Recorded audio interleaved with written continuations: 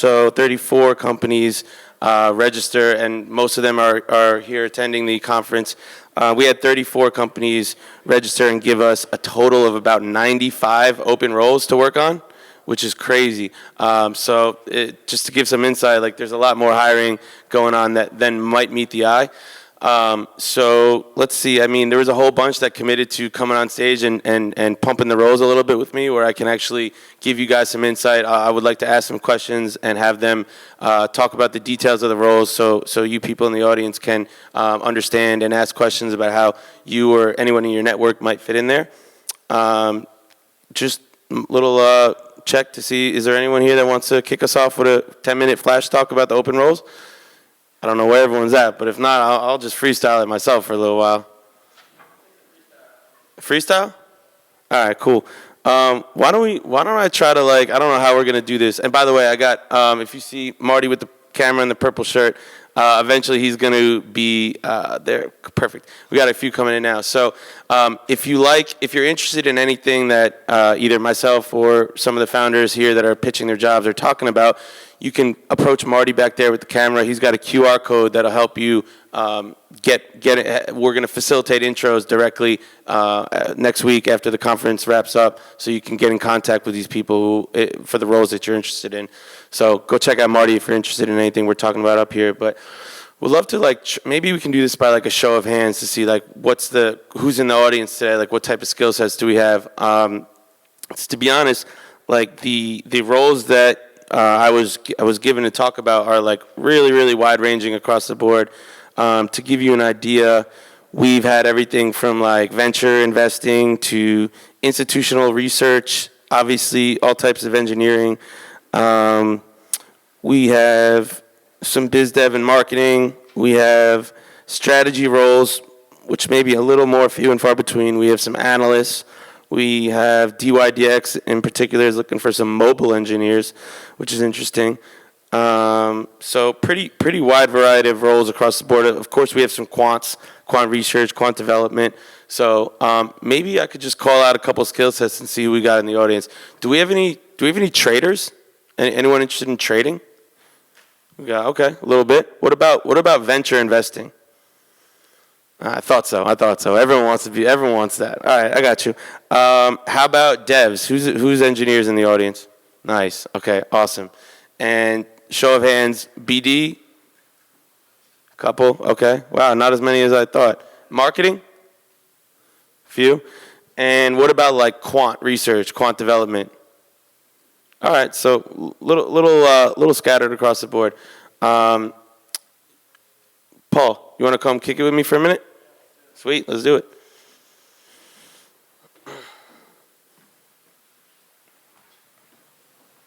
All right, take a seat, brother. Hey everyone, I'm Paul. I'm the co-founder of Open Block Labs.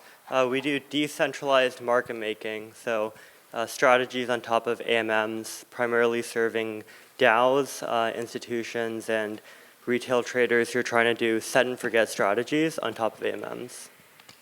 Paul, can you tell me a little about the current team that you have in place and how you've grown to where you're at today? Yeah, definitely. So we're around 7 or 8 people. We have 2 offices, one in Palo Alto and one in Pittsburgh, Pennsylvania. So our team is composed mostly of engineers right now, people who are coming up with new different quant strategies for market making. We coded a bunch of smart contracts on initially Solana and now Ethereum, and we're looking to scale out our go-to-market, so hiring across BD, institutional sales, and then just expanding into the Ethereum ecosystem. That's awesome. All right, cool. Love to hear it. Can you, in your own words, maybe describe what makes a good BD or institutional salesperson that you'd be interested in hiring? Yeah, definitely. So I think the crypto community is pretty small. I personally got into it just a year and a half ago. And you start going to different conferences and you see a lot of familiar faces. And I think a good BD or salesperson is just someone who's really involved in the community. I think we're so early on right now that it's a really good opportunity that if you just enter the space, a lot of people kind of don't get past that like first hurdle. But once they do, they realize how small this community is. And within like 6 to 8 months, you really feel like you're in the center of it. And I think this is like a really promising role for anyone who's looking for a BD. They're not ready to like jump into building themselves, that they can go and kind of learn about the ecosystem, make a lot of friends in the space, and be a part of it.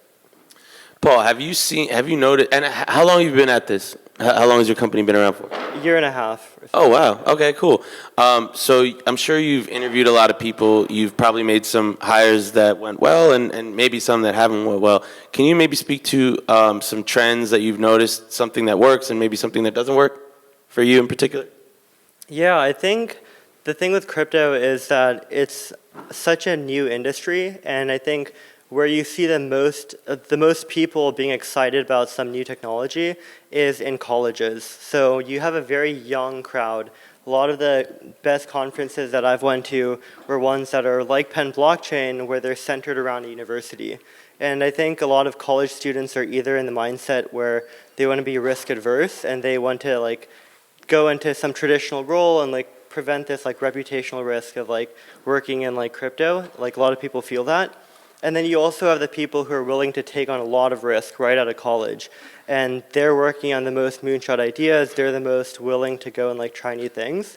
And I think just finding that balance is something that was difficult for us as we were like looking in this kind of younger audience. Like no one really has experience in a lot of these technologies. So you kind of have to filter in different ways than just looking at someone's resume. Facts. And what about institutional sales, man? Like in this environment, it's definitely challenging. Like I can imagine to bring in institutions in the space. Like what are maybe some of the qualities you look for in a solid institutional salesperson? And after you give me this answer, I would love to hear if there's any questions from anyone in the audience, and if not, we can move on to the next one. Yeah. So institutional sales is definitely plateaued in the last 6 to 8 months, right? Institutions are not depositing as much, they're not deploying capital.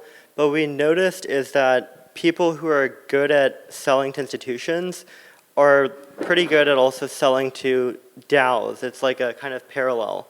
And that's a really exciting customer profile because it's so different from anything you would see in traditional markets. It's the go-to-market there is just you're creating proposals, you're talking to different people in governance, you're even interacting with like college blockchain clubs to delegate.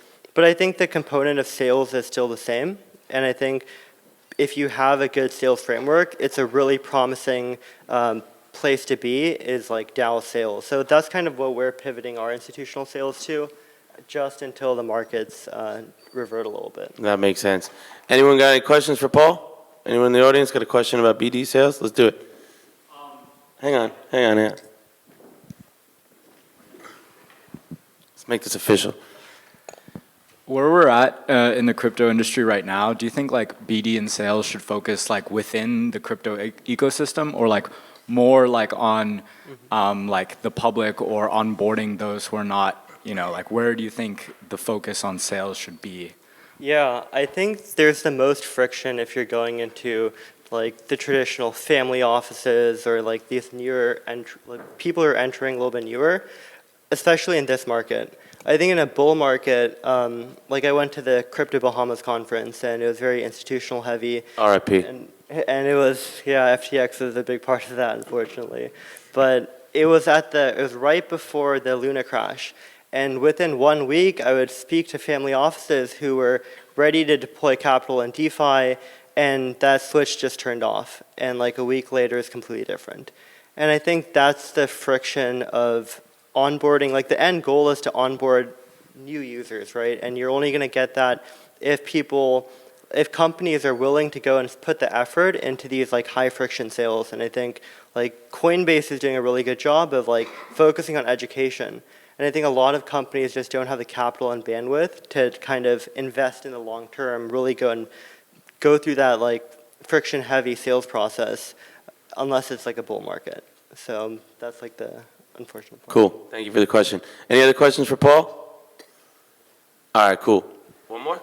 We'll give him the mic. Hang on. Yeah, our website's all right, that's cool.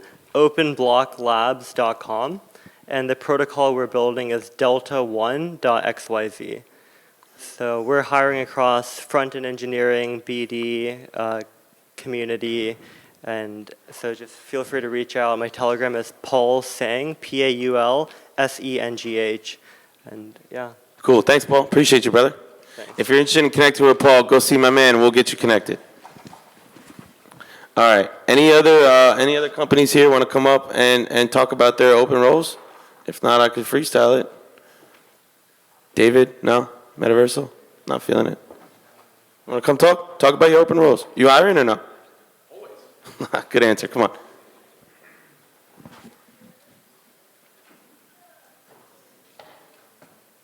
Yeah, actually, I have a bunch here for you. Hold on, let me check my spreadsheet. Don't try to be evasive. Okay. Metaversal Ventures as well. Give me the rundown. Tell the people a little bit about Metaversal. Anyone here collect NFTs? Not that many. What do you guys do all day? So we're an NFT company. Two parts to the business. One is an investment arm, and the other is a venture studio. So think of it as a holding company like a DCG, and a lot of the value that we're going to create is from the venture studio, which is our creative arm. The goal is for us to acquire and produce evocative Web3 native IP. And you can invest into NFT projects that folks come up with on their own. We can help co-produce, or we can design projects all on our own. And along the way, we're investing in the technologies that are addressing a lot of the challenges that we're finding in bringing these projects to life. So some of the challenges are UX, UI, which is shitty. Some of the challenges are custody and security solutions, which are shitty. Digital wallet solutions, which are still problematic. Right? So at every part of the infrastructure stack, we're running into problems, and we're going to find the devs, the engineers, and the new founders that are solving those challenges, and we invest to support them. And if we don't find the solutions, then we'll go and incubate it ourselves, and we did that twice last year. Nice. So before we get into the actual specific open roles, I think like NFT world can be, it's a pretty wide space. There's like, there's all different kind of cultures within that, and sometimes I guess there's some stereotypes associated. So we'd love to hear like, to the best that you can articulate, like what's the vibe at Metaversal? Like what do the people represent, and culturally, like what represents a good cultural fit for a company like Metaversal and Metaversal Ventures as well? So we've actually implemented the A method for hiring, and if you're not familiar with the A method, and a lot of you are looking for jobs, I suggest you go and read about it. It's widely available. And the basic precept is you want to align and associate and hire people that are at the very top echelons of precisely what challenges you have and what you need to solve for. And that's very rare to find. So by going, and if you hire A players, they will go and find the next batch of A players. And it becomes this virtuous circle. It's very easy to settle, particularly at startups. You're so desperate for talent, anyone who walks in the door, you're going to hire. We don't do that. True. So the nature of our culture is that we want to play at the very highest level. We are building for the long term, and we're not interested in pirates and shysters, and we see them every day. That's nice to hear. Maybe like you could think of, you don't have to name anyone by name, but maybe you could think of one person within your organization that represents that, and I would love to hear you describe like on paper, what does an A player look like? Is it someone who, do they have to have a Wharton MBA? Did you meet them Art Basel or something? Like, give me an example of an A player. There's an A player right back there. She's in a white sweater. Shout out to you in the white sweater. And Jillian is someone that I've actually worked with before. So sometimes when you identify A players in prior roles, you never forget their number, and you make sure you call them again. The special sauce for an A player is that someone who's a go-getter. You hear a lot about ninjas. What does that mean to be a ninja? It means you can set a direction, and they just go and execute it. And they'll come back and periodically check in, but you don't need to micromanage. My partner, Yossi, and I, we never want to be in a position of having to micromanage. It's a waste of our time, and it's definitely not what a player is interested in. So if you read what Netflix put out years ago on their culture for freedom and responsibility. We've adopted a lot of those principles and precepts. Less regulation, less bureaucracy. We don't have a vacation policy. The vacation policy is take what you need. If you're on vacation for 6 out of 12 months, you're not an A player. We'll know that very quickly, right? But there's a balance, and it's hard for us to know how you will perform your best. You know. And if that means you're working 4.5 days a week, but in those 4.5 days, you're an absolute rock star, you now work 4.5 days a week. We don't care. And so tell me, what are the open roles that you're looking for? What types of candidates should be applying to Metaversal? Well, I see that there's a lot of folks here interested in dev and engineering roles, and so we have great need for filling a number of those vacancies because we are building solutions. I mentioned to you, we're building solutions right now. For instance, how do you link and connect wallets without exposing all of his assets and having a Kevin Rose-style incident? So think about Stripe and Plaid, constantly running on APIs. We don't know the 16 hits that it goes through from the time I present my credit card to the time the bank gets the payment, and we don't really care. But we know that that happens. The same things ought to exist in Web3. They don't yet. And so that is a new business that we've just incubated. We need more talent to help us finish that, and then you create a standard. We don't really need business development folks today, but we do need community managers. Nice, because nice. we believe that community is the currency of power. And so all of our focus right now is building up Metaversal's community. If you haven't been to our website, metaversal.gg, every Friday we put out a newsletter. Yesterday was the first newsletter where we're offering the Metaversal badge. I don't know what you're doing on your cell phone right now back there, but you should be at metaversal.gg claiming that free badge, because there's a reason we've started this program. It's going through Polygon. It's going to cost you about 1.5 pennies. All of you should do that. Do we have any community managers or people like with experience, like doing some mod work or community work? All these folks use social media. So in my book, if you have friends on social media, you have a sense of how to participate in community management. All right. You're thinking of very formal community management. We're not always convinced that that's what leads to success. So we'll look at how you engage on social media. And remember that this is all about niches. There isn't a one-size-fits-all. So if you're able to speak and resonate with a particular community, we're interested in speaking to you. That's cool, man. I think, I have a community manager and a mod myself. I've had, this role in place of various people filling it for a little over a year. And I like to say, from my personal experience, I've learned a little bit about, from my opinion, what makes a good community manager and what doesn't. And I think, like, the most important thing, again, from my perspective, is it needs to be someone who really, two things are important to me. They really need to embody the brand. Like, they need to be a good representation of my values and the values that I want to project for my company. And I need to trust that they have empathy and care about the other members in the community enough to be attentive and satisfy like the needs of the community. So I think it's really important to have someone that you trust to represent your brand and to be like to continue that deeper and deeper as the community grows. It's of really, really high importance to me, and I know a lot of other founders probably feel the same way. Agreed. Cool, man. Thank you for coming up and doing this. If you're interested in Metaversal, go find the purple shirts and we'll get you connected. Thanks, man. Appreciate you. All right. Anyone else? Any founders in the audience that want to come up and pitch your jobs? Come on, don't be shy. I'll make it easy. All right. If not, I'm just going to start reading through my little spreadsheet. All right, come on up. Appreciate you. Show her some love. Come on. Give us a little good. Come on. Let's make it. All right, let's do it. Thank you. I'm Jalek from Future Perfect. Oh, great to meet you. Shout out to Supri of Empire DAO. Yes, Love her. Yes. One of the best connectors of people I've came across in my time in the space. And we just snagged her for our Well fun. done. So great to be here. I'm a Penn alum from, yes, I'm going to age myself, 94 undergrad. Don't do it.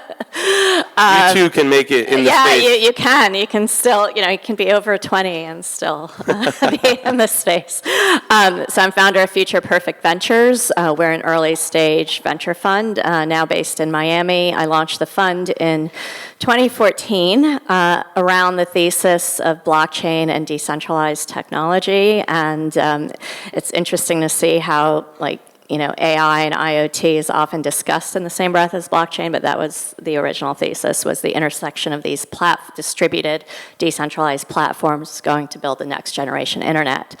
And we're currently investing out of our third fund. We're primarily pre-seed. Seed investors will do some Series A, and we invest globally. About 80% of our investments are in equity or token sale deals, and then other 20% we have discretion to invest in more liquid token. Very cool. And I think before we get into the specific roles that you're looking for, are you also able to, no pressure, maybe speak a little bit on behalf of some of the portfolio companies that you have, what they're looking for as well? Yes. So we. But before we got cool. Okay, Before we dig into that, I think a really good way to what I like to do when I interview people on my podcast is highlight the culture of the company and what it feels like to work there. I think that's really important for candidates to understand. And one good way to promote what that looks like is to understand the personal story of the founder. So give me the 2 to 3 minute backstory of yourself in between Wharton and Future Perfect. Who are you? Oh, okay. I was going to start when I was born in Kenya, but you No, don't want me to go back that far. So I was a dual Wharton and Annenberg School grad. I kind of created that on my own, and was always interested in the diffusion of information through society. One of my favorite classes here was a social cybernetics class at Annenberg. And so this was, when I graduated, it was pre-commercial internet. I went into TMT banking. And I know there's a lot of discussion earlier about, I think analyst programs are great training ground, and I still believe that. And then Netscape IPO happened when I was a banker, and that was one of those days that I'll never forget, just like, the first day that I went to a Bitcoin conference back in 2013. They're just moments in your career that are going to be world-changing and life-changing for yourself. And so anyway, I won't go through the whole thing, but I moved back I was in New York and London doing the banking, moved back in 1997 to help launch a startup that distributed financial research online. Taught myself how to code then. Went to business school at Kellogg, did the one-year program, and Intel recruited me to invest with them in 99. So I was out in Silicon Valley, 99 to 03, doing a lot of early internet infrastructure investing. Wow. That's cool. So you have a really kind of broad range of experience as it comes to working in different sectors. I heard banking, I heard startups, and I heard Silicon Valley tech. So that's, I'm sure, a good, well-rounded background to make for a good investor. So now that we understand that, what are you looking for potentially in candidates for Future Perfect? And then we'll ask about maybe a couple of the portfolio companies as well. Yeah, so I started the fund solo. I have analysts, and we just brought Supri on to head up platform. There's a reason I've waited to bring on a principal/junior partner. It's just for the longest time we didn't have the talent pool out there that actually had some experience in the Web3 sector as well as investment experience, and whether that is more formal or on their own. I remember when I started the fund, speaking at NYU, Columbia, Stanford, MIT, maybe Penn, several years after that. But trying to convince people that Web3 was was the future, and I'd say very few students actually, believed it back then, and now we have way more. So I'm very excited to bring on, someone at that junior partner level that I can elevate to an equal partner in the next fund. And then also looking for investment analysts who, again, have a passion for crypto, who are, as David mentioned earlier, self-motivated, because we are very busy. We're growing. Our funds have been doing well despite the downturn. So we have more investor interest than ever, and I'm busier than ever. That's awesome. That's awesome. Before we get into the portfolios, I guess, can you just dig one step deeper and on paper, I think I have a great understanding of the culture. On paper, what is the junior partner qualifications and what is investment analyst qualifications? Yeah, so the junior partner, like I said, I would want to see some kind of investment track record, and an ability to. I mean, there's so many deals. The sector is moving so quickly, as all of you know, and so just staying on top of that and being able to filter information, and then also one of the things I pride FPV on is that we don't give in to FOMO. Our hottest deal or our best performing deals are ones that, other investors passed on or they never saw, or, we saw something they didn't. And so we're very anti-FOMO. And so if you're interested in the $100 million valuation companies that every, cool VCs investing in, we're not right for you. So I would say having that judgment, that discretion, discretion's important. We're an open world, but I also think, we're in the business of finding and leading and taking, having ownership of strong companies. And then the investment analyst, I'd say, that passion for crypto, it has to be there. I'm constantly, on top of what's happening in the sector. I expect everyone on the team to be. And I'd say someone who may be investing on their own in small amounts or, even a phantom portfolio, but has a good sense of where, what are interesting areas that they would invest in if they had a fund and be able to articulate that. So enough passion to come up with some type of thesis on their own definitely makes sense. Before we go into portfolio companies, any questions from the audience for Jalak? Cool, let's do it. Will, sorry, I know you're tied up. Give Marty the mic so we can pass it around. Raise your hand if you got questions. I see 1, 2. Yes, no? All right, just 3. Okay, we got 3 questions for Jalak. Let's do it. I'm just curious. Turn the mic on, please. My bad. Yep, there you go. You're good. I'm just curious, what were those investments that people weren't sexy at the time and now ended up being big winners for you? So we have a company called Blockstream in our portfolio. Adam Beck is the CEO, and he was cited in Satoshi's white paper. Something like. So we invested in 2014, and a lot of Bitcoin developers on that team. A lot of these companies back then, and still now, really don't have clear business models. And so, I come from the traditional investment world, and, SaaS is pretty easy. I mean, not easy, but you have metrics that you measure, and this is really more about a gut feel for the founder, the team, their ability to kind of weather all these cycles that we will continue to have. So that was one. BitPesa, AZA, which is now AZA Finance, started off in Nairobi, and I mentioned I was born in Kenya. It was relevant. It wasn't completely. But very few VCs were investing in Africa back then. And so, that's one where they're using a blockchain backend to bypass the correspondent banking system in Kenya, all over the African continent now, and they have a number of Japanese banks that are invested in them now. And then the Graph, I would say, not overlooked by but when we did invest, there were very few people thinking about multi-chain interoperability. And that was kind of one of our thesis areas from the beginning, which is we were going to have a multi-blockchain world, even though I'm a big fan of Bitcoin.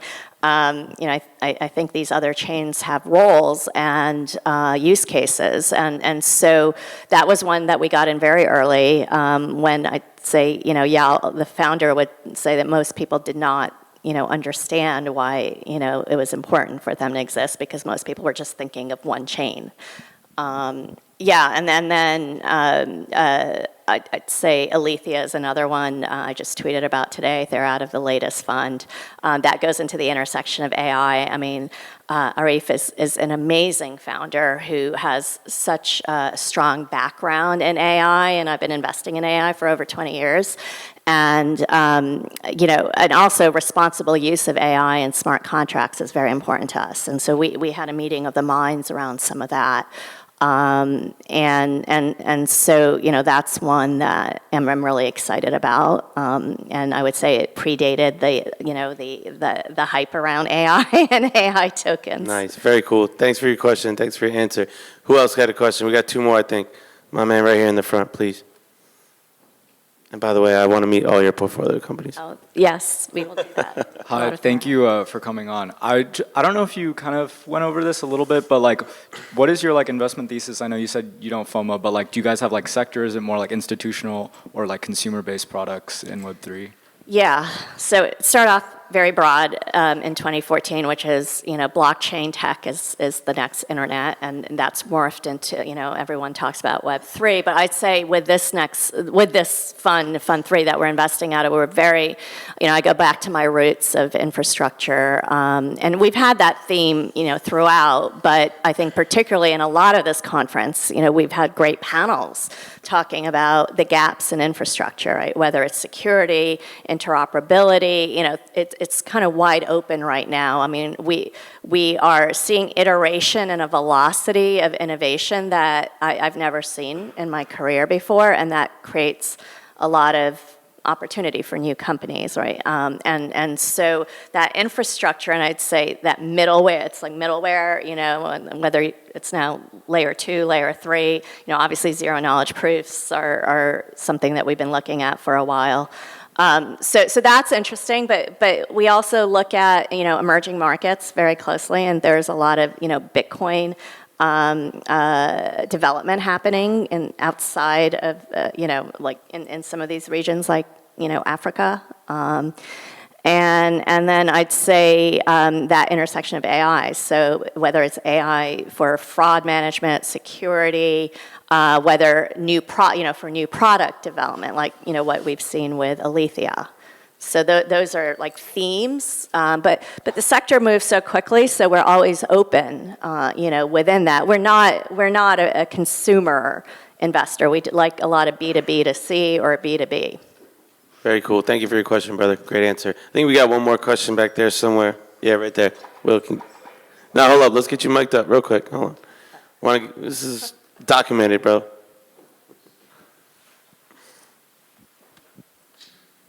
Thanks.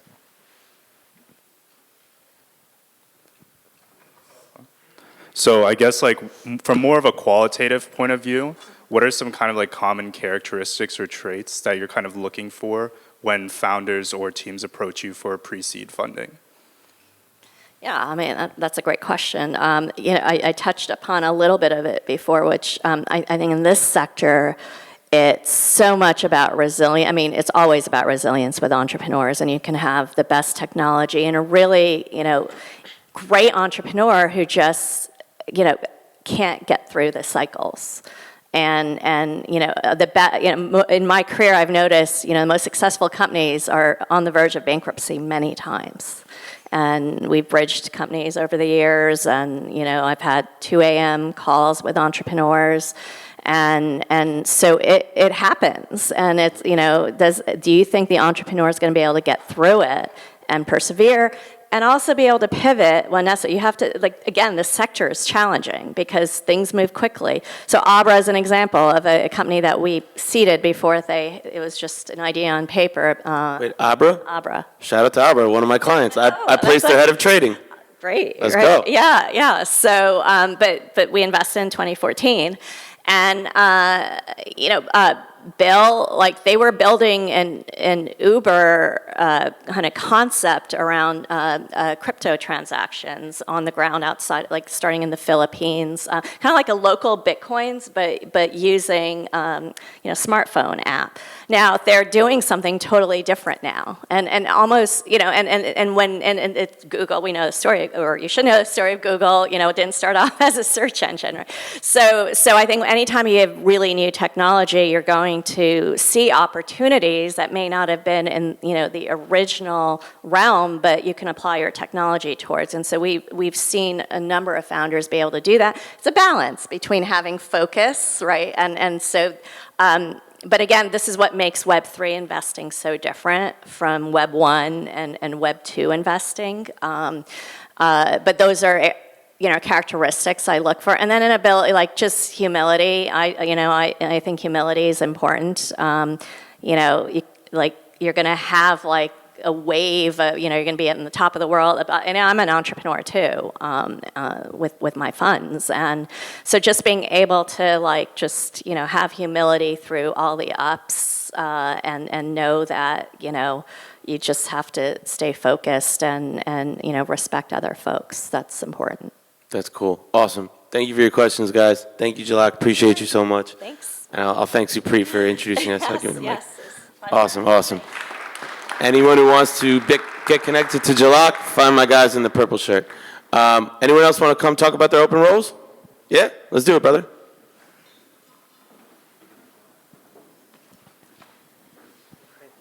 Thank you for coming up here, man. What's your name? Thank you. My name's Caleb. Caleb, nice to meet you, bro. What company are you here representing? I'm here representing a fund. Okay, let's talk about it, man. Yeah.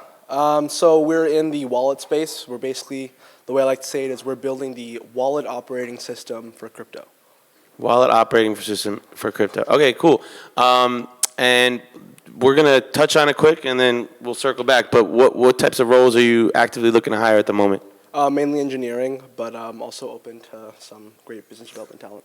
And what's the breakdown of the team at the moment? How long you guys been at this, and how many people you got, and who are they? Yeah, so the actual company was initially founded about a year ago, but we shifted into the space a couple months ago. Nice. And we have about 8 people working on it right now. And what types of engineers are you on the hunt for? A different kind, just more, you have your general blockchain engineers as well as your back-end dev type roles.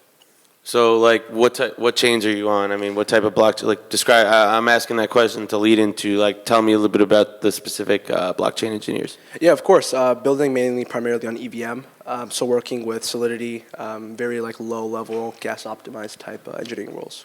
Cool, man. And tell me a little bit about the vibe, the culture. Like, what type of human is going to fit in with this organization before we get to the technical breakdown of what you're looking for? Yeah, of course. Well, I mean, the company's name is Fun. We all love to have fun. It's called Fun? F-U-N. Yeah, it's on Twitter. We got the handle Fun. Well done. So you must be the marketing guy. No. I'm an engineer. Okay. All right. Cool. But yeah, the kind of people we fit in, fun people who love to build. I guess I can tell you every single one of the people on our team just have a great time building as well as having fun with the team. It's in the name. I like that. So what are the main problems that the engineers need to solve? Well, we have a couple types. I mean, we're building, like I said, like a wallet operating system. So, you have to deal with the low-level intimacies of Solidity and, chains as well. You have to deal with a lot of cross-chain issues that we're, building into, as well as also having a very strong understanding of the user and, being intimate with the user and understanding their needs to the base, I guess, just your general types of issues. All right. I know we got some engineers in the audience here. Any questions from engineer to engineer? No? Nothing. Damn, man. All right. Let me think of something else. Why don't you tell me about, has your company, since inception about a year ago to launch, have you had to make any pivots along the way? How did you handle those pivots and adjustments that you may have had to make for the business model? Yeah, definitely. I was a founder before. I was running a startup, then we were acquired into the team. And, from where they were at when we started to where they are now, it's a massive change. We were planning to build on the Odyssey network, if anyone's familiar with that. and deal with their MPC, and then shifted to targeting the customers that we're at like right now, to shifting into EVM. We've had to deal with multiple different shifts of business model, shifting from general SaaS to going directly to developers and building out SDKs. So yeah. Very cool, man. Cool. Well, if anyone wants to get involved with fun, hit my guy with the purple shirt on. He can get you connected, and we'll take it from there. Thank you, bro. All right. Appreciate you, man. Thank you.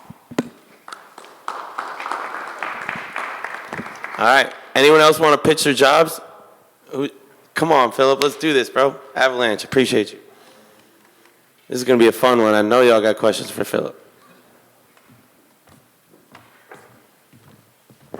Cool. So for anyone who missed our panel that we just did earlier with myself, Philip, and Framework Ventures, why don't you give us a quick breakdown of your actual role, what you cover, and I think that'll like frame the conversation relating to hiring.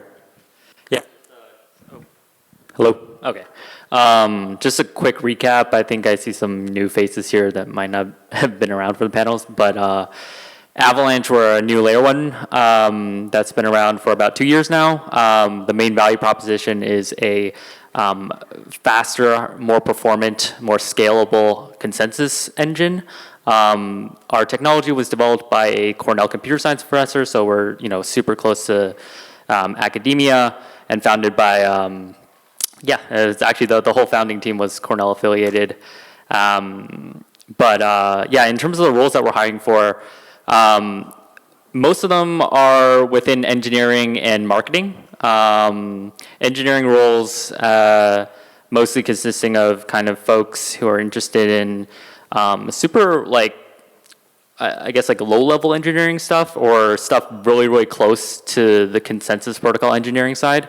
And so one of the big pushes that we have, recently is within subnets, and there's a lot of very, very interesting engineering problems to be tackled there, ranging from, designing new custom virtual machines, which is where, a virtual machine is a kind of environment where, you run your code that is executed on blockchains. And so, there's a ton of innovation in that space. We've sort of, had the Ethereum virtual machine for a while, but there's, a lot of different ways to kind of optimize, the execution environment and tons of interesting engineering challenges. The other sort of roles include like peer-to-peer networking. So like that's like, how do, the nodes and the networks send messages to each other? All of these are, for the engineers in the room, I would say if you're interested in systems engineering, we are at the forefront of innovation in crypto. On the marketing side, really quickly, just to kind of cover that side. Please do, please. Yeah, there might be kind of folks who are interested in that as well. I think our approach to marketing, I think, has been mostly focused around, education. So, a lot of what the marketing guys do at Ava Labs is more around, if there's something cool or interesting happening in the Avalanche ecosystem, how do we get that message across to, as many people as possible, right? How do we creatively sort of, present that in a way? We have a guy who's like, he ran a TikTok account and got to like couple million followers, and he makes TikTok videos for us, just explaining very difficult concepts in very simple terms. We're just looking for these very creative individuals there. Doing a lot of hiring on the developer relations side. So that's kind of folks who your day-to-day may not be coding, but really just like having a good understanding of our technologies and being able to explain those technologies very well to developers who are interested in building on Avalanche. Shout out to Luigi. Shout out to Luigi. 100%. Yep. Big shout out to Luigi. Yeah. And I want to come back to that because I actually have some questions myself about DevRel. It's not really a skill set that I've focused too much on in the past, so I'm going to ask you to break that down a little bit further for me. But I got a question, and of course we're going to open this up to the audience. I know y'all are interested. I got a question about the culture because, as you alluded to, I mean, you kind of alluded to a few things, but one thing that sticks out to me is the academic background of the founding team, being like Cornell professors and You know, a lot of like academic influence coming from that side. But like as a company scaled and grown, like is that something that you know you look for specifically, like people with top tier academic backgrounds, or is someone who's just really really talented in whatever the skill set is they're hiring? Is that person like of equal consideration as well? Okay, that's a good question. So I think like one of the sort of defining things around like our team was that yes, we do come from an academic background, but I think you know both our founder and also our COO Kevin, both you know academics at the time, they're all very interested in starting a company and interested in startups. You know, Kevin. He had applied, you know, back before Avalanche, like YC and so on. It did a lot of stuff there. So I think it's more about, you know, like the culture's more like, rather than like, yeah, just like academic kind of white papering kind of things, like we're still sort of like builders at our core. And I think the broader, I guess, way to kind of describe our culture is more just focusing on innovation, right? Finding, and then right now, like with you know like the current state of the space, right? I think it's super important to be supporting and finding those you know new innovative teams in the space. I know a lot of what we do on the BD side is mostly that, and helping to support those projects. But I think yeah, just going back to your point, we're definitely not just kind of you know academic. I associate that with being kind of like super theoretical, just writing papers, but you know, at the core, we're still builders and you know actual kind of engineers and love that. No, love that. Before I go and ask my questions about DevRel, who wants to shoot their shot with Philip and ask a question about hiring at Avalanche? My man, appreciate you. Let's get him on mic. Anyone else after? All right, we'll figure it out. I've noticed a lot of projects and protocols and blockchains are only looking for senior engineers. Are you looking for any junior engineers? And what would you recommend to junior engineers to be a better fit for to break into the space? Great question. Definitely. So I think, yeah, a lot of the roles on our website right now are for more senior roles. I think I'll give you an example of, you know, our chief protocol architect, Steven. So he actually joined us. He started working on Avalanche as a student at Cornell. And, you know, his prior experience was just, you know, obviously a computer science degree at Cornell. He also entered at Google, so he's, has some industry experience. But he was actually very, very involved in getting kind of the V1 of Avalanche off the ground.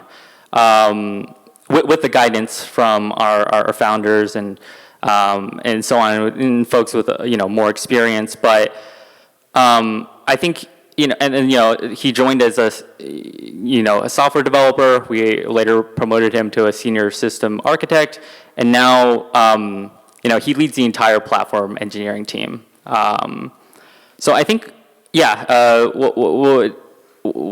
Steven, he's extremely brilliant. Graduated Cornell in 2.5 years, top of his class. But I think, at the end of the day, what I think, I used to room with Steven during the early days of Avalanche. I think like what defined Steven was the fact that coding was the thing that he loved. He started coding in high school, and he realized from that point on, that's what he wanted to do. And then he kind of took the time to explore different areas in computer science at Cornell, and the field of distributed systems and systems engineering is really what he honed in on. And Avalanche was a project that, really aligned with, his passions and interests. And, in the early days, Steven, he was working 14 hours a day, 7 days a week to get this thing up. So huge props to him, honestly. And I think it's totally doable. I think if you have that right mentality, and if this is something that if you have time to explore, right, and find an area where you're really passionate about, and sort of doubling down on that. I think if Steven could do it, I think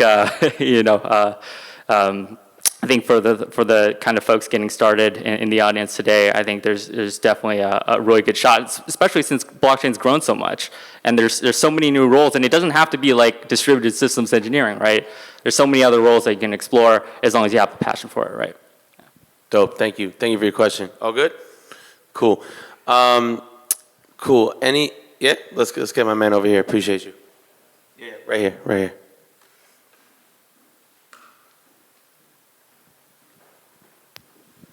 I guess just building off of the last question, experience is definitely a big thing in terms of getting hired for engineering positions. What kind of resources might you recommend for someone to maybe get like a hands-on feel for what blockchain system engineering actually looks like, similar to engineers at Avalanche? That's a great question, man.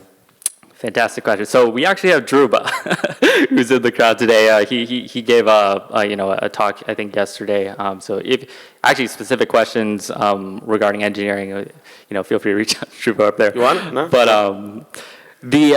I think like one thing is that like the platform is open source, right? And so all the code we have is public. I think one thing that is rarely accessible to everybody is just going out there, reading through the code base, figuring out like what the different modules are doing, right? And seeing if this is if these types of problems, I think Dhruva can talk to you a little bit more in depth into like what's like super well documented and what might be a good place to start. But yeah, I think like it's open source. The keyword in the space is permissionless, right? I don't think you need anybody's permission to get started. So yeah, I think I would just encourage everybody to just go check out the code base. And we also have a Discord where it's really easy to get in touch with our engineers. And yeah, most of our sort of platform devs are in there. So if you're interested in getting involved, you can directly reach out to them and ask questions in the Discord. Awesome, Yeah. thank you. No, that's a great answer, and I got to big up myself. You can also come to my Discord, and we've aggregated a community of really, really solid people that are actively working in the space that are always down to help others as well. So come in, and you can get mentorship and ask questions as well. Show of hands, who out here like me, and I'm open to being alone on this island if that's the case, who up here like me is not super familiar with like the DevRel job title or the function of that exact role? Am I the only one? Everyone knows what DevRel is? All right, thank you. Can you break down for me, like, I mean, I have a 30,000 foot understanding of like what it does, but like, share with me like, what does success look like for a DevRel? And then maybe like, what would be like a red flag of a type of person that you wouldn't hire for DevRel?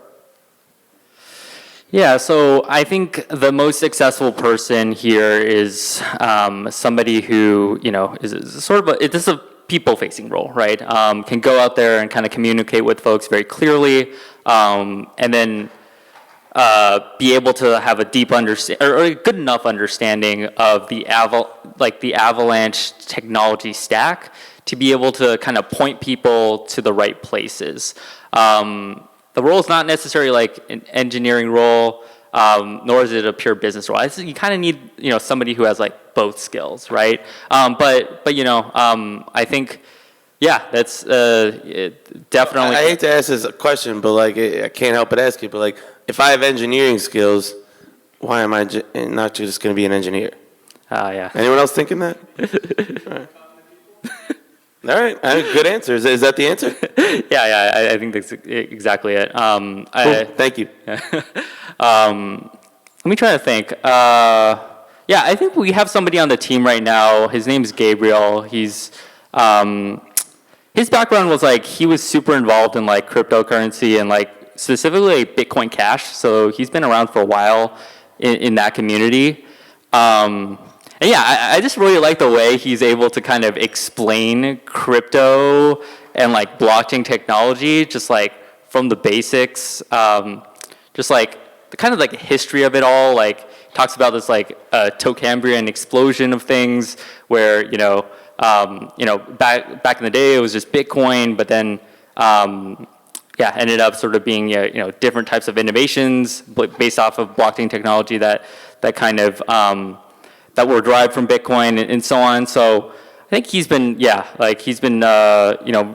doing a great job at the role, although his he's also an engineer, so is not able to kind of do the DevRel role super full time, obviously. So, but I think he's also built up a pretty good Twitter presence with probably like 14K followers or something. So yeah, being able to kind of again, like just explain things and engage people in a super sort of easy to understand way. I think that's definitely a skill to have for that role. Cool. All right. My last question on DevRel, like, when I hear you say like breaking down crypto in like simplistic terms and communicating, like what comes to mind for me is like a really good kind of fundamental like researcher with a technical background that could like break things down. Like, does that type of background work for DevRel, or does it have to be an actual like someone who really can code and engineer, or can it just be someone who has deep technical knowledge but from like a research side?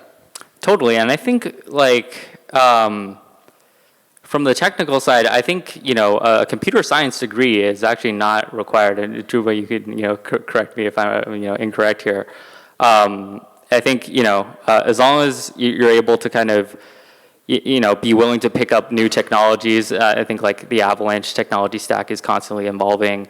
I think that should be sufficient for the role. Dope. Okay, cool. Thanks. Before we let Philip go, any last questions for Philip for Avalanche hiring? All right. If one more, okay, cool. Let's get my man. And for everyone else, as you know, if you're interested, find Marty or my other guy's leaving. So find Marty after, and he's gonna get you connected. Switch it on. Put the little.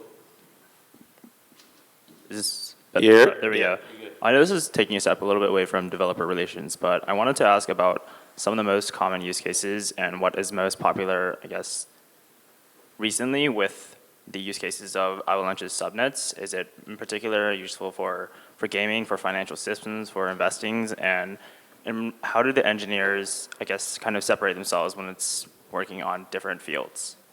Yeah, so in terms of subnets that are, have already gone live or very close to going live, they're mostly within, gaming and also DeFi, like finance-related subnets.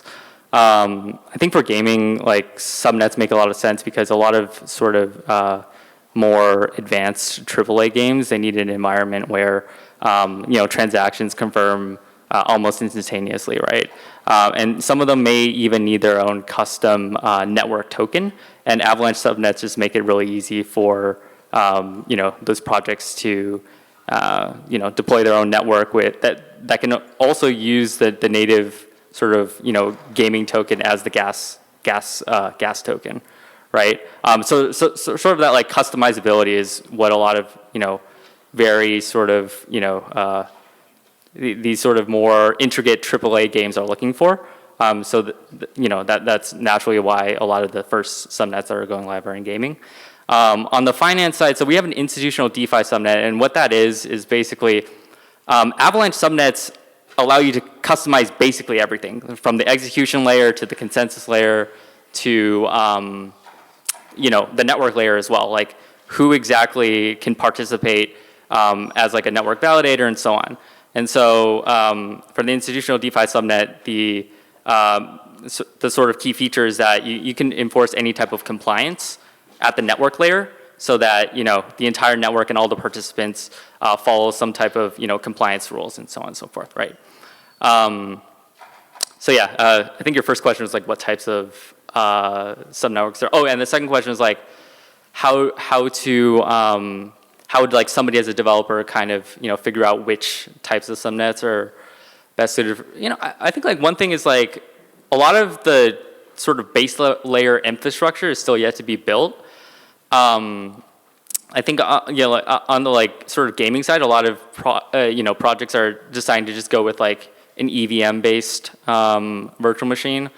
But let's see. I think like I'm naturally just saying this is probably an obvious point that like if you're sort of a very sort of deep gaming enthusiast and probably working on the gaming subnet is or those types of technologies is probably what you want to go for, or if finance is the angle that you're most interested in,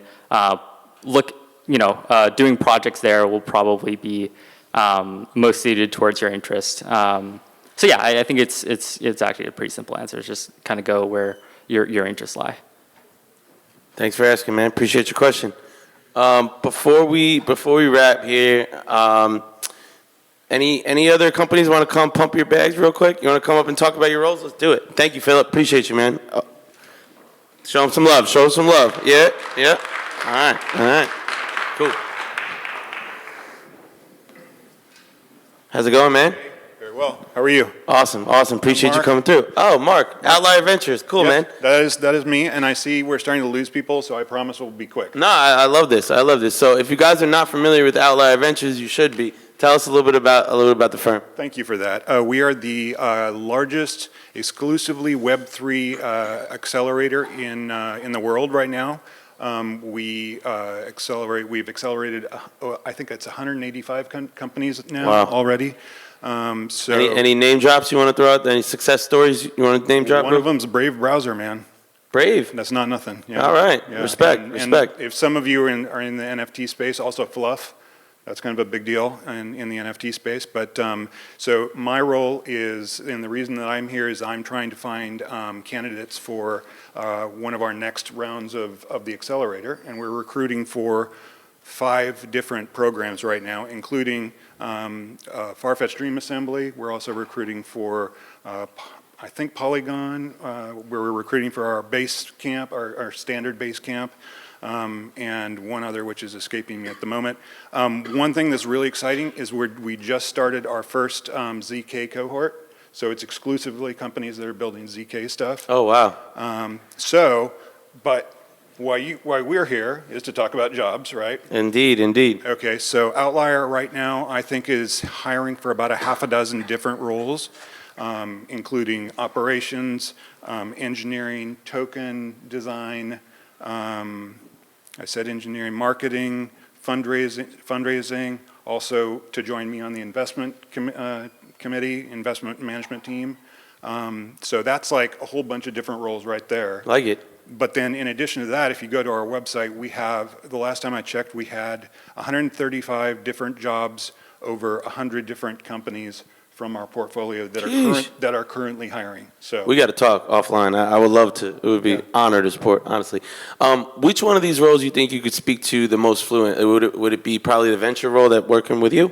yeah, I mean, what we're looking for is probably a venture associate, and that would be somebody who just is really has a little bit of experience in the space, is really excited about Web3, and is really interested in learning lots and lots and lots. Because what you would have to do if you were working with me is comb through miles and miles and miles of pitch decks and get the best 5% off the top of that. And that's because that's what we're looking for, and we actually select less than 5% of all the applicants. I mean, venture roles, for anyone who's interested, it's extremely competitive space, period. But especially right now, I think as someone who I'm going to shout out a couple of clients, Struck Crypto. I'm going to shout out Tower Research Ventures, among a whole bunch of others. But those are the VCs that I'm working with that are hiring now. I could tell you the candidates that I have are. I can't even believe that I have these resumes in my pipeline. It's, due to obvious, everyone from DCG is a candidate of mine. I have one of the founding members of A16Z Crypto is a candidate of mine. So that's the candidate pool that's out there. Let me ask you a question. Like, do you, I think there's different schools of thought on this, but for you, is someone who makes a good investor, do you like them to be an operator first or a founder first, or do you think they could come in with a banking background? Like, what's the best kind of background that you look for? I don't know that we're looking for like a specific vertical. I think what you have to have in this kind of role is just a lot of curiosity and the ability to sort of like take in concepts that are really unusual very quickly and sort of analyze that and figure out whether it's going to be a fit. And like a lot of things in life, it's kind of like pattern recognition. You just gotta after a while you sort of learn what works and what doesn't. But yeah, it's I think, like for example, my colleague Like I come from like a strategy consulting background, but my colleague who is working with me was a data scientist, and he and I are both like basically selecting the next cohorts for the accelerator. So. Very cool. Before I keep talking, who's got a question? Can I say one more thing? Please, please, please. One of the coolest things about working at Outlier Ventures that I have found is that, one, we have an extremely diverse team. We have an extremely good representation of women in the company. And most importantly, we're all over the place. We're like literally, we have people on every single continent except Antarctica. So, and That's dope. I think that's really important to highlight. yeah, so I mean, we're about 95% virtual. There's about, I would say, about half of the companies based in London, but like I live in Washington D.C. We have people in South America, like I said, everywhere. But despite the fact that we're like a Zoom-based company, it's a very cohesive group of people, and they're just, everybody's fun to work with. So. So very like culturally diverse and inclusive. Absolutely. Love that. Any questions for Mark about Outlier? Let's get my man right here. And by the way, let me pump something real quick before we lose any more people. If you guys like this format, I do this every Thursday on Twitter Spaces, AMA. I bring up a new founder every week, and we do this open conversation about their hiring, and I bring candidates on stage to engage directly with founders as well. Hit that QR code over there to join. Thank you.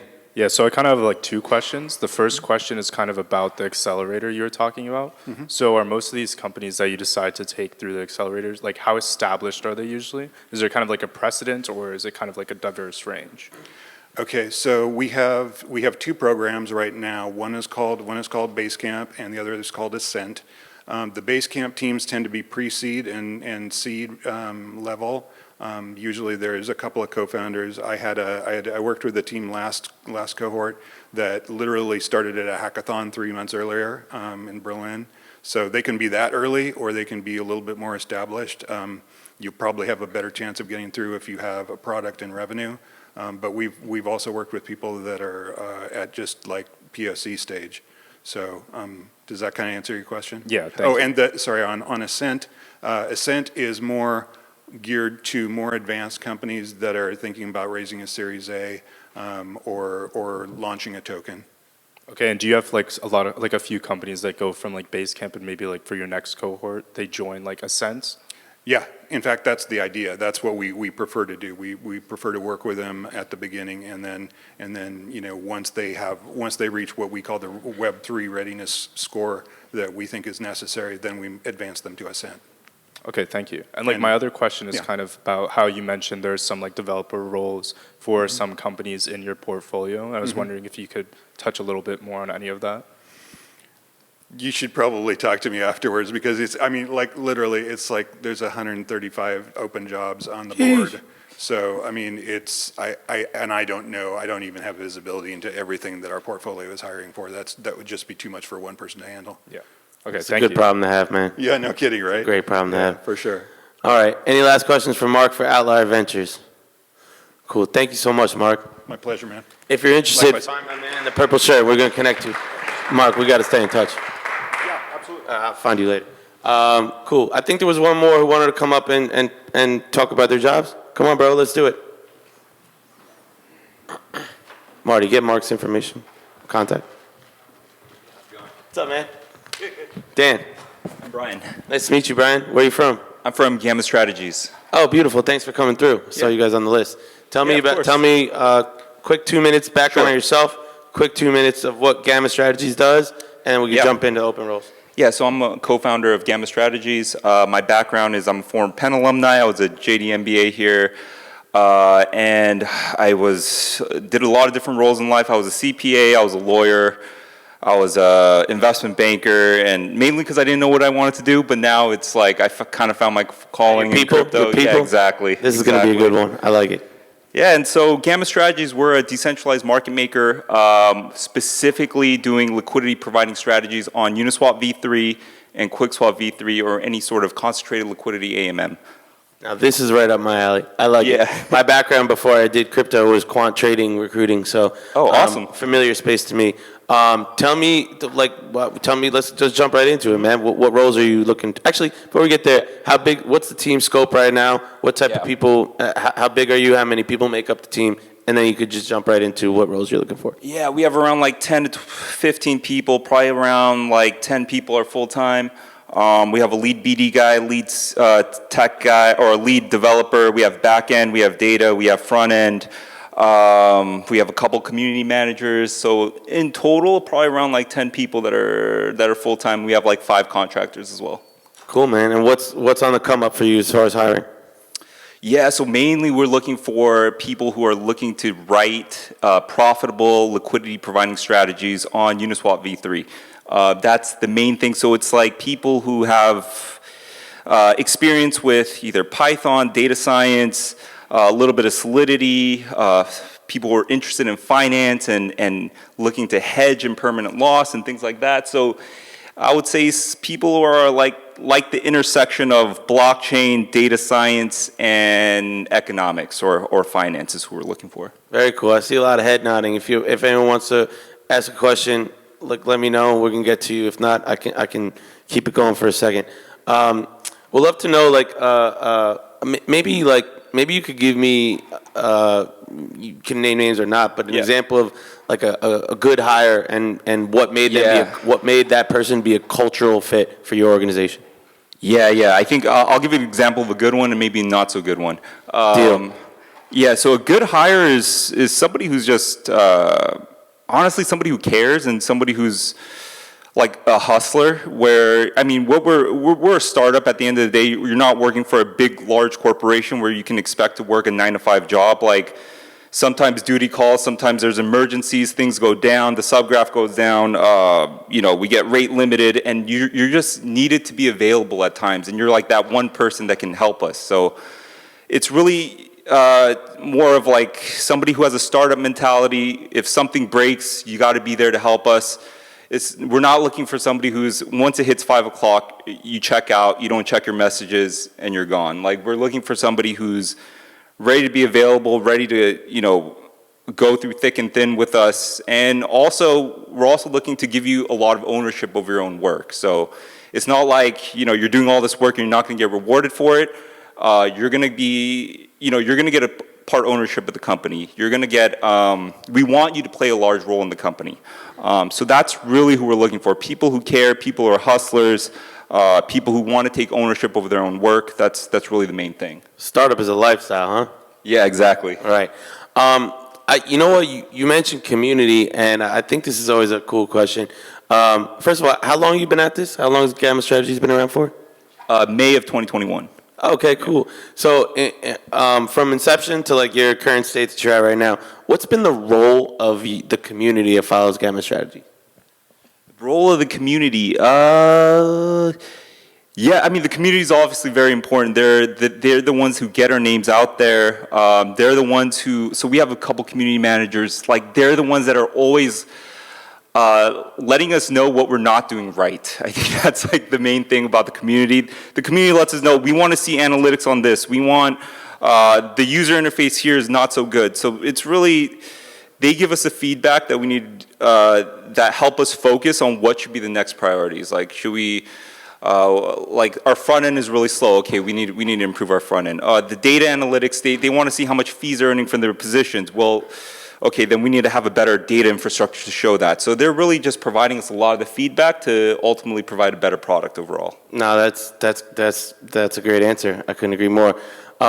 Who's got questions about Gamma Strategies? Come on, I saw so many head nodding. Give me something. No? Come on, thank you, bro. We have no mic because my man just went to take a call. Talk to me.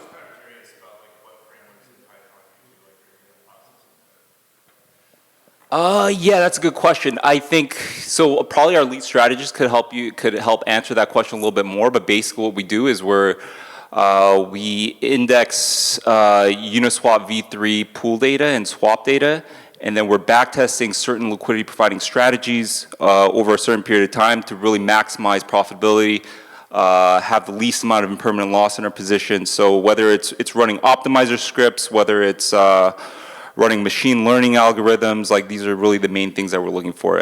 If you want the more nitty-gritty details, feel free to contact me. I'll introduce you to our lead strategist.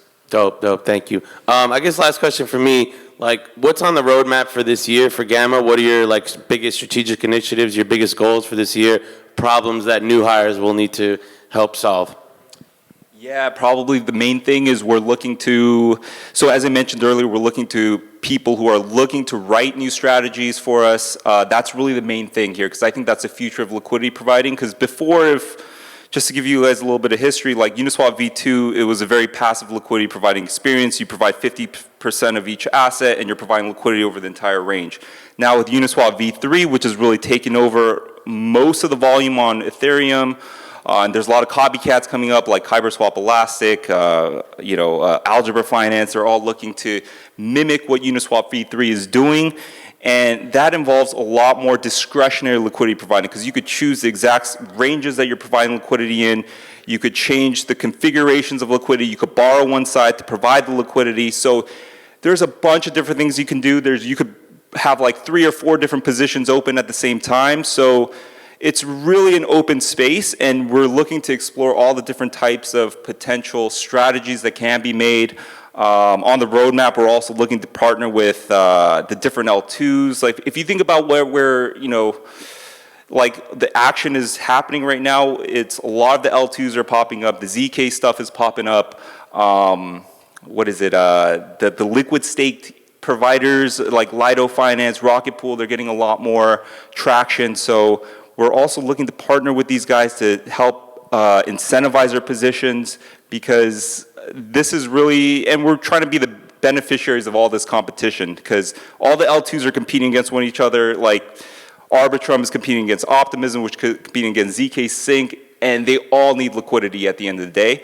So we're looking to partner with them to help, be the recipients of, all the liquidity providing rewards and things like that. Very dope. Thank you, bro. Appreciate you coming Thank through. you. Thank you. Yeah.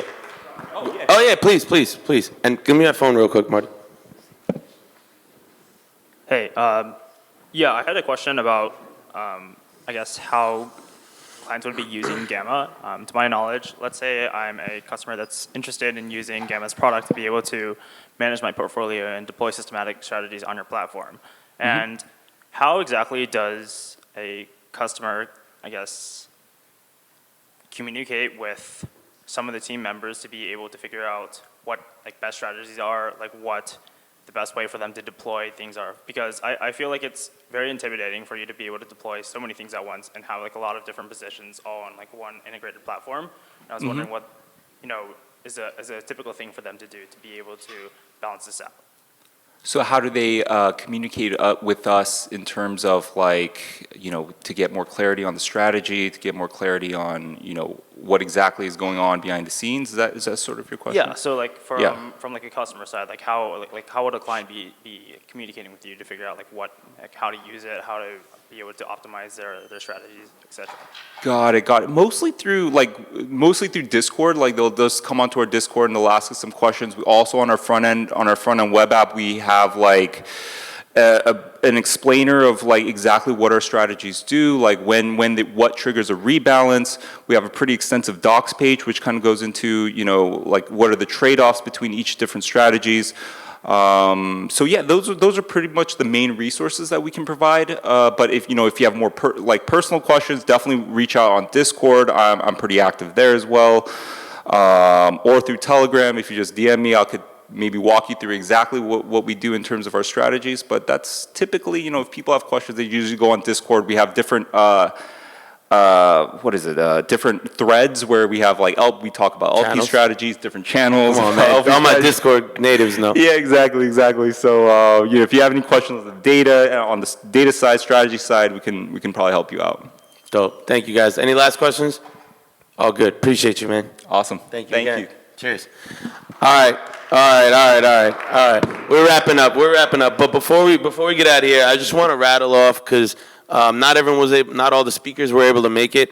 But I do want to just give you guys a quick rundown of like companies that are here and hiring.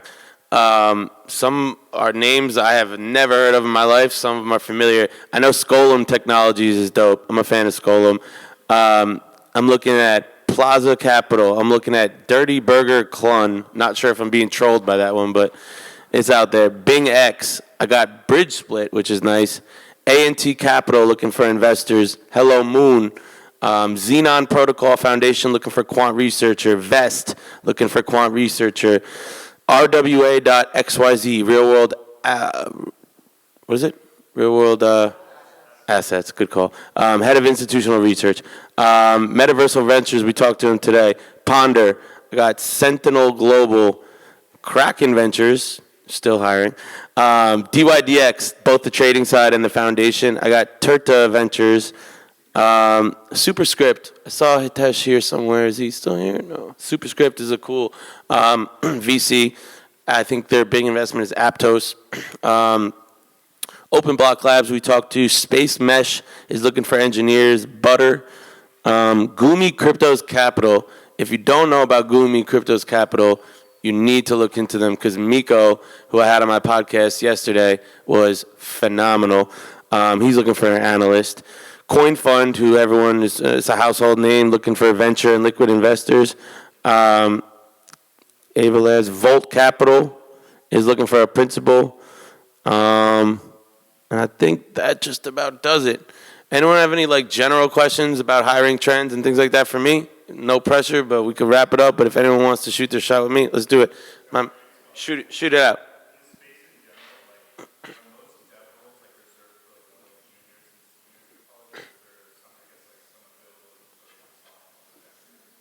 Sophomores in college for dev roles? For internships? Oh yeah, 100%, absolutely. Actually, I mean, you walking right into it, but really proud. You know, actually, the reason why I know Chunda and the Penn blockchain guys, I've been building something in the background to support my recruiting business for a little while.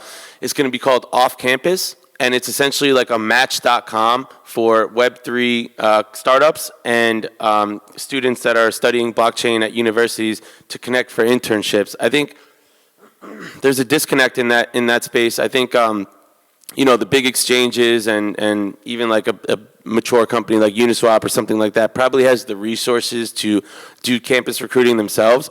But I think I don't really see any reason why a sophomore as compared to a junior or a senior would be like any more or less valuable. But I think there's just a disconnect there. And what I'm going to be building or going to be launching in the next coming quarter probably is like the platform to where you guys can connect and engage directly specifically for internships. And we definitely want sophomores on that platform as well, for sure.